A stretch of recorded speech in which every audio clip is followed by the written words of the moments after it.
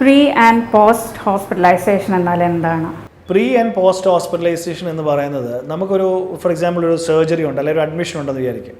ഇപ്പോൾ ഒരു ഏപ്രിൽ 1 തീയതിയാണ് നമുക്കൊരു സർജറി ഫിക്സ് ചെയ്തേക്കുന്നത്. പക്ഷേ ഈ സർജറിക്ക് പോകുന്നതിന് മുമ്പ് നമ്മൾ ഒരുപാട് ടെസ്റ്റുകൾ, ഡോക്ടേഴ്സ് വിസിറ്റുകൾ, സ്കാനിങ് റിപ്പോർട്ട്സ്, എക്സ്റേസ്, മരുന്നുകൾ, ഇതെല്ലാം നമ്മൾ ഓൾറെഡി നമ്മൾ ഈ ഓപ്പറേഷന് മുമ്പുള്ള കുറച്ച് ദിവസങ്ങളായിട്ട് നമ്മൾ ആ ട്രീറ്റ്മെൻറ്റ് ഭാഗമായിട്ട് നമ്മൾ ഫോളോ അപ്പ് ചെയ്യുന്നുണ്ടാവും.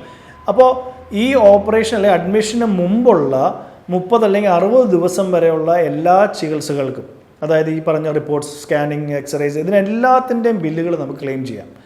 അപ്പോൾ നമ്മൾ 30 ദിവസം അല്ലെങ്കിൽ 60 ദിവസം മുമ്പുള്ള ക്ലെയിമുകളും അല്ലെങ്കിൽ ബില്ലുകളും സർജറിയുടെ ബില്ല് ഓട്ടോമാറ്റിക്കലി അത് ക്യാഷ്ലെസ് ആയിരിക്കാം.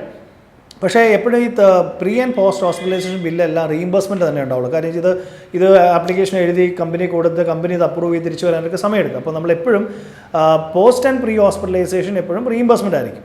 അപ്പോൾ നമുക്കൊരു സർജറി അല്ലെങ്കിൽ ഒരു അഡ്മിഷൻ ഉണ്ടെങ്കിൽ അതിന് മുമ്പുള്ള 30 അല്ലെങ്കിൽ 60 ദിവസം വരെയുള്ള ട്രീറ്റ്മെൻറ്റ് കോസ്റ്റും, അതിനുശേഷം ട്രീറ്റ്മെൻറ്റ് കഴിഞ്ഞ് നമുക്ക് ഫോളോ അപ്പ് വിസിറ്റ് ഉണ്ടാവും. ആ ഫോളോ അപ്പ് സമയത്തും ചിലപ്പോൾ വീണ്ടും സ്കാനിങ് എടുക്കേണ്ടി വരും, എക്സ്റേ ഉണ്ടാവും, മരുന്നുകൾ, കുറേ കാര്യങ്ങളുണ്ട്. അപ്പോൾ അത് ഈ ഓപ്പറേഷൻ കഴിഞ്ഞുള്ള അല്ലെങ്കിൽ അഡ്മിഷൻ കഴിഞ്ഞുള്ള 180 ദിവസം വരെ കിട്ടുന്ന കമ്പനികളുണ്ട്. അതായത് 6 മാസത്തേക്കുള്ള ചികിത്സാ ചെലവുകളും തരുന്ന കമ്പനികളുണ്ട്. അപ്പോൾ മിക്ക ആൾക്കാരും ഞാൻ കണ്ടേക്കുന്നത് ഹോസ്പിറ്റലിൽ കിടക്കും, ഹോസ്പിറ്റലിൽ നിന്ന് ആ കിട്ടുന്ന ക്ലെയിം മേടിച്ചുകൊണ്ട് വീട്ടിൽ പോകുക. ഒരു കാരണവശാലും അവർ ഈ പ്രീം പോസ്റ്റ് ഹോസ്പിറ്റലൈസേഷനെ കുറിച്ച് ചിന്തിക്കുന്ന പോലെ നമുക്ക് കിട്ടേണ്ട കാശാണ്, നമുക്ക് അധികാരപ്പെട്ട കാശാണത്. പക്ഷെ നമ്മളത് ക്ലെയിം ചെയ്യാത്തതുകൊണ്ട് അത് കമ്പനികൾക്ക് ലാഭമായി മാറുകയാണ്. അപ്പോൾ അത് ലാഭം ഉണ്ടാക്കാൻ വേണ്ടിയല്ല, നമുക്ക് നഷ്ടം വരാതിരിക്കാൻ വേണ്ടി നമ്മൾ തീർച്ചയായിട്ടും ഒരു അഡ്മിഷന് മുമ്പുള്ള 60 ദിവസത്തെ ട്രീറ്റ്മെൻറ്റും അഡ്മിഷൻ കഴിഞ്ഞുള്ള 6 മാസം വരെയുള്ള ട്രീറ്റ്മെൻറ്റും, അത് ഞാൻ പറഞ്ഞല്ലോ പല കമ്പനികൾക്കും പല പോളിസികളും പല ടെന്യൂറാണ് കൊടുത്തേക്കുന്നത്. അതായത് ചിലവരൊരു 30 ദിവസം കൊടുക്കും, ചിലവർ 60 ദിവസം കൊടുക്കാം, ചിലവർ 180 ദിവസം വരെ കൊടുക്കുന്നവരുണ്ട്. അപ്പോൾ